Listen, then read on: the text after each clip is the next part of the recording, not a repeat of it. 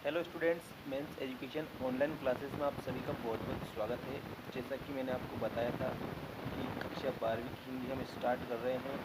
3 month तक आपको free course मिलेंगे, जिसमें आपको मैं सभी जो सॉल्यूशन है वो बता दूंगा।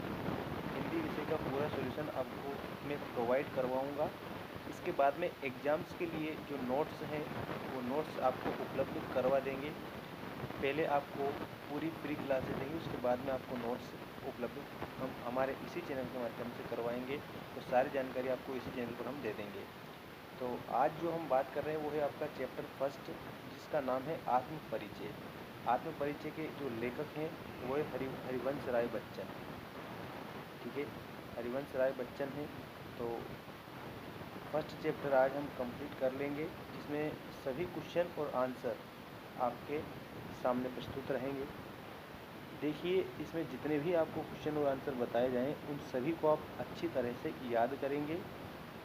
क्लास 12th वाले स्टूडेंट्स अपने सभी साथियों को सेंड कर दीजिए लिंक, ताकि वो भी अपने जो क्वेश्चन है वो कंप्लीट कर लें और वो भी अपना चैप्टर फर्स्ट कंप्लीट करें। देखिए, आज हम जितने भी क्वेश्चन देखने वाले हैं ये सभी मुख्यतः आपकी जो एनसीईआरटी की जो बुक है जिसका नाम हिंदी आरोह है उसके क्वेश्चन रहेंगे, और प्रश्न और उत्तर दोनों आपके सामने हैं। तो आप अच्छी तरह से सभी क्वेश्चनों के आंसर याद रखेंगे, नोट कर लेंगे और समझने का प्रयास करेंगे। देखिए, फर्स्ट क्वेश्चन है आपका, कविता एक और जग जीवन का भार लिए घूमने की बात करती है और दूसरी ओर कभी ना जग का ध्यान किया करता हूँ ऐसा कहती है। तो ये विपरीत से लगते इन कथनों का क्या आशय है? मतलब आपको जो ये कथन दिए हैं इनका आशय बताना है, अर्थात इनका अर्थ बताना है कि ये कथन क्या कहना चाह रहे हैं। तो उत्तर में आपको याद रखना है कि इन दोनों पंक्तियों में विरोध का आभास है, मतलब कि विरोधाभास है। लेकिन ये दोनों पंक्तियाँ एक दूसरे के बिना पूरी भी नहीं होती है। ठीक है, कैसे पूरी नहीं होती है ये देखिए। इन पंक्तियों के माध्यम से कवि कहता है कि उसने कभी जग का ध्यान नहीं किया है। जग मतलब होता है संसार। वो कहना चाह रहे हैं कि वे कभी भी संसार का ध्यान नहीं करता है। अर्थात कवि को लोगों की बातों से कोई भी मतलब नहीं है कि जग वाले अर्थात दुनिया वाले उनसे क्या कह रहे हैं। इसके एवज में वो कुछ भी नहीं कहते, अर्थात उन्हें दुनिया से कोई भी मतलब नहीं है। कविता की दूसरी पंक्ति में कवि कहते हैं कि हमें बिना अर्थ वाली बातों को छोड़कर समाज की खराब परिस्थितियों पर ध्यान देना चाहिए।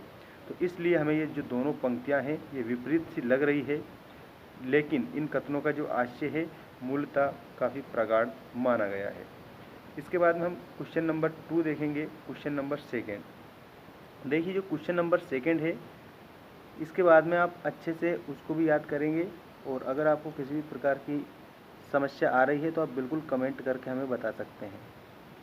देखिए, आपका ये क्वेश्चन नंबर सेकंड आपकी स्क्रीन के सामने आ चुका है। क्वेश्चन नंबर सेकंड में बताया है कि जहाँ दाना रहते हैं वहीं नादान भी होते हैं, कवि ने ऐसा क्यों कहा होगा? तो यहाँ पर दाना का जो अर्थ है वो बुद्धिमान व्यक्ति है। ठीक है, अर्थात बुद्धिमान जो लोग हैं उनको दाना कहा जाता है, और जो नादान हैं वो उनको बुद्धिहीन अर्थात मूर्ख की संज्ञा दी जाती है।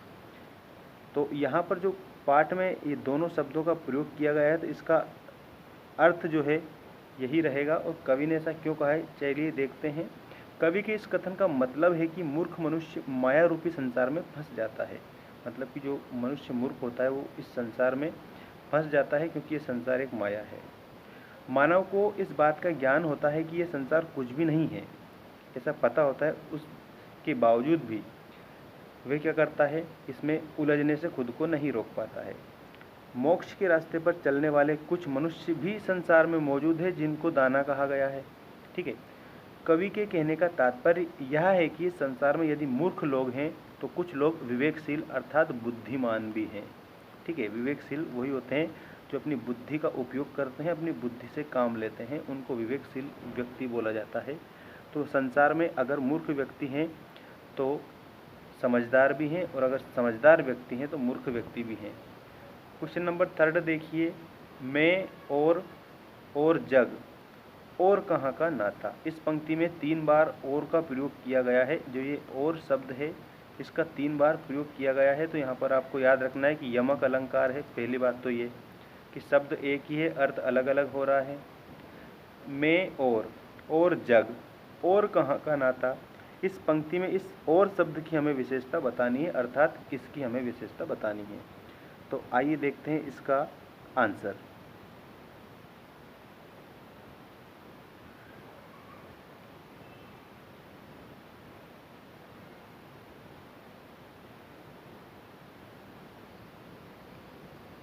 देखिए, इस पंक्ति में कवि ने 3 बार और शब्द का उपयोग किया है। इसका तात्पर्य है कि इसमें यमक अलंकार है, ये मैंने आपको बता ही दिया है, अच्छे से याद रखिए। पहली बार और का उपयोग कवि स्वामी और आम आदमी को अलग करने के लिए करते हैं। मतलब कि एक तो है स्वामी और एक है आम आदमी, इन दोनों को अलग करने के लिए एक बार उन्होंने और शब्द का प्रयोग किया है। इसके बाद में दूसरी बार और शब्द का उपयोग दुनिया की विशेषता बताने के लिए करते हैं, अर्थात दूसरी बार जो है दुनिया के बारे में कह रहे हैं कि दुनिया कैसी है, दुनिया की विशेषता बताया है। इसके बाद में तीसरी बार और शब्द का उपयोग यह बताने के लिए करते हैं कि दुनिया और कवि के बीच में कोई संबंध नहीं है। जो तीसरी बार इस और शब्द का इन्होंने प्रयोग किया है, तो उन्होंने किसके बारे में बताया है कि दुनिया और जो कवि है इसके बारे में आपस में ये बताया है कि किसी भी प्रकार का क्या नहीं है, तो संबंध नहीं है। तो ये तीनों बार और का प्रयोग कवि ने इसलिए किया है। अब इसके बाद में हम बात करेंगे नेक्स्ट क्वेश्चन की, और नेक्स्ट जो क्वेश्चन है वो आपका इस प्रकार है, कवि शीतल वाणी में आग होने का क्या अभिप्राय है। मतलब कवि ने ऐसा क्यों कहा है, शीतल वाणी में आग लिए फिरता हूँ, ठीक है, ऐसे हरिवंश राय बच्चन जी ने क्यों कहा है, तो इसका अर्थ हमें बताना है। देखिए, उपर्युक्त दिए गए वाक्य में कवि ने विरोधाभास अलंकार का उपयोग किया है। किसका उपयोग किया है, तो याद रखना विरोधाभास अलंकार, इनका इन्होंने प्रयोग किया है। और शीतल वाणी में आग में कौन सा अलंकार है, अगर ऑब्जेक्टिव टाइप क्वेश्चन बने तो आप कहेंगे विरोधाभास अलंकार है। देखिए, बच्चन जी कहते हैं कि उन्हें ये सामाजिक व्यवस्था संतुष्ट नहीं करती, मतलब कि जो ये समाज की व्यवस्था है ना, ये उन्हें संतुष्ट नहीं कर रही है, लेकिन फिर भी वे अपनी वाणी को शीतल रखने का प्रयास करते हैं। मतलब कि अपनी जो वाणी है इससे किसी को कष्ट ना पहुँचे, इसलिए वो अपनी वाणी को क्या करना चाह रहे हैं, शीतल करना चाह रहे हैं अपनी वाणी को, ठीक है। चाहे उनके भीतर कितना भी आक्रोश क्यों ना उत्पन्न हो रहा हो, चाहे उनके भीतर कितना भी आक्रोश हो, किसी के प्रति क्रोध भी अगर उनको आ रहा है कितना भी, लेकिन फिर भी वो अपनी वाणी को शीतल रखने का प्रयास कर रहे हैं। कवि कहते हैं कि उन्हें ये संसार बिना प्रेम के स्वीकार्य नहीं है। अब यहाँ पर कवि ने एक बात ये कही है कि ये जो संसार है ना, ये संसार उन्हें बिना प्रेम के स्वीकार्य नहीं है, अर्थात कि वे इस संसार में रहकर सभी से प्रेम पूर्वक रहना चाहते हैं, ठीक है, सभी से प्रेम करते हैं, इसीलिए उन्होंने यहाँ पर ये बात कही है। कवि कहते हैं कि उन्हें ये संसार बिना प्रेम के स्वीकार्य नहीं है, अर्थात कि सभी के मन में एक दूसरे के प्रति प्रेम की और आदर की भावना होनी चाहिए। ऐसी सीख कवि हरिवंश राय बच्चन इस पाठ के माध्यम से हमें देना चाह रहे हैं। अब हम बात करेंगे अगले क्वेश्चन की।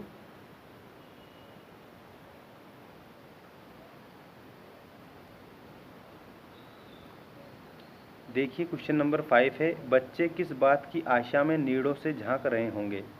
यहाँ पर नीड़ अर्थात होता है घोंसला, आपको यहाँ याद रखना है कि नीड़ मतलब घोंसला होता है।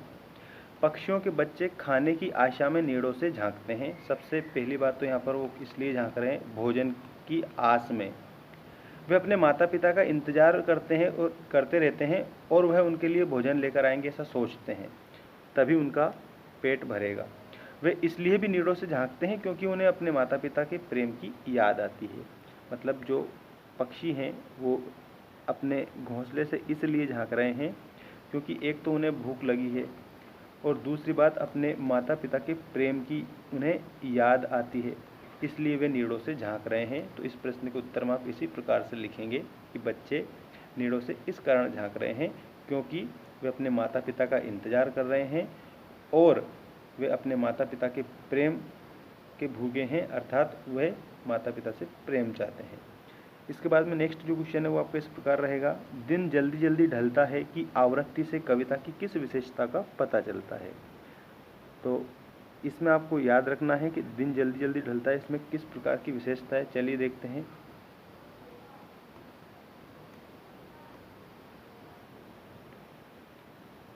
देखिए यहाँ पर दिन जल्दी जल्दी ढलता है कि आवृत्ति से कविता में समय की महत्ता का पता चलता है। ये इतना आप मुख्यतः याद रखेंगे, किसकी महत्ता का पता चलता है, तो उसमें समय का महत्व जो होता है, समय की महत्ता का पता चलता है, अर्थात समय के महत्व का पता चलता है। इस कविता में ये बताया गया है कि वे व्यक्ति जिसको लक्ष्य पाने की चाह होती है, उसे अपने समय का ज्ञान नहीं होता है और वे लक्ष्य तक पहुंचने के लिए उत्सुक होता है। बस आप क्वेश्चन 6 में इतना ही लिखेंगे और यही आपका मुख्य आंसर है।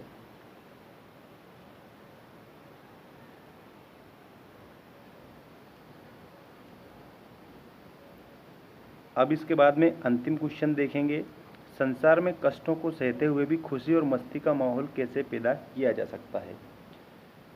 तो इसके उत्तर में आपको बताना है, मनुष्य का जीवन कई प्रकार के कष्टों से भरा हुआ है। मतलब कि जो मनुष्य का जीवन है वो किससे भरा हुआ है, तो कष्टों से भरा हुआ है। ठीक है, उसे कई प्रकार के कष्टों का सामना करना पड़ता है। मतलब कि मनुष्य के जीवन में कई प्रकार की कठिनाइयाँ आती है।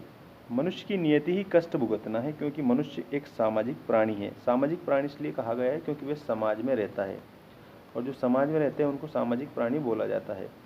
इसीलिए वे हर रिश्ते को निभाता है। अब समाज में रह रहा है तो रिश्ते तो निभाने ही पड़ेंगे उसे, अर्थात कि वे सभी प्रकार के रिश्ते निभाता है। मनुष्य को दुख से परेशान नहीं होना चाहिए और सुख दुख समय के चक्र के साथ आते रहते हैं। अर्थात यहाँ पर आपको ये समझाने का प्रयास किया जा रहा है कि अगर दुख है तो जो सुख है वो तुरंत उसके बाद आएगा, और अगर मान लीजिए सुख है तो डेफिनेटली आपको याद रखना है कि दुख भी आना ही है। तो यहाँ पर दुख के बिना सुख की सच्ची भावना नहीं पाई जा सकती है। इसीलिए संतुलित और सकारात्मक रवैया अपनाकर जीवन को हंसमुख बनाना चाहिए। मतलब कि खुश रहना चाहिए, ये बता रहे हैं। और हमेशा किस प्रकार का रहना चाहिए हमें, तो हमेशा सकारात्मक रहना चाहिए, पॉजिटिव रहना चाहिए। लगातार सक्रियता भी कष्टों को भूलने में मदद करती है। ठीक है, लगातार सक्रियता भी कष्टों को भूलने में मदद करती है। इसका अर्थ यहाँ पर ये लिया जा रहा है कि अगर हम लगातार कोई भी काम करते हैं, कोई भी कार्य करते हैं, या फिर हम कह सकते हैं कि कड़ी मेहनत करते हैं और सक्रिय रहते हैं, तो ये भी हम कह सकते हैं कि कष्टों से मुक्ति पा सकते हैं, अर्थात कष्टों को भुलाया जा सकता है। तो ये आपका फर्स्ट जो चैप्टर है आत्म परिचय, ये कंप्लीट होता है। इसमें आपको सभी 7 क्वेश्चनों के आंसर मैंने बता दिए हैं। इसके बाद में आपके लिए मैं सेकंड चैप्टर लेकर आऊँगा। सेकंड चैप्टर आपका जो रहेगा वो रहेगा आपका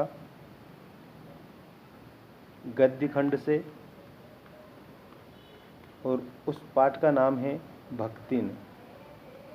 याद रखिए, पाठ का नाम है भक्तिन, और इसकी जो लेखिका है वो है महादेवी वर्मा। महादेवी वर्मा भक्तिन नामक पाठ की लेखिका हैं। तो नेक्स्ट चैप्टर आपके लिए भक्तिन वाला रहेगा। Thanks for watching, take care all of you.